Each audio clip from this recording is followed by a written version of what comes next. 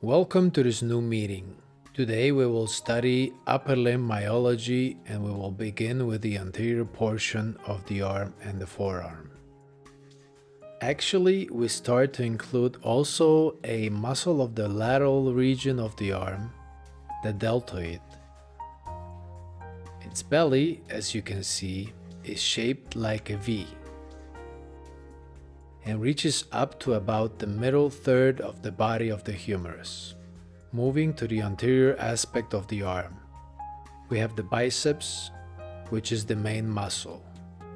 We begin to palpate the tendon of the biceps, which we have seen before, that is interposed between the greater and the lesser tubercle. We follow it as long as possible.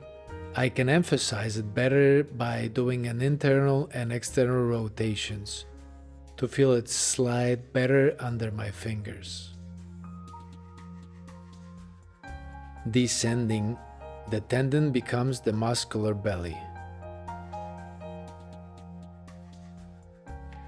until it turns into the distal tendon, which inserts in the tuberosity of the radius.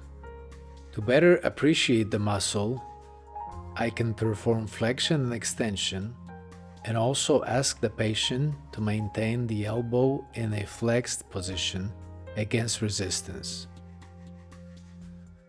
I can palpate better the belly with the flexion and extension movements up to the distal tendon of the insertion.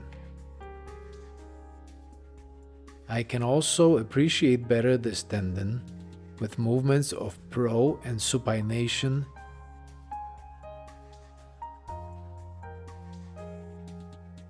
until finding the insertion on the radius.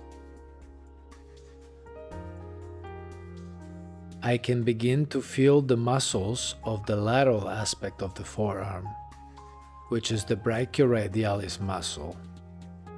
This is the belly. We observe its path all along its tendon down to the level of the wrist, and here also the movement of flexion and extension helps me to find it better.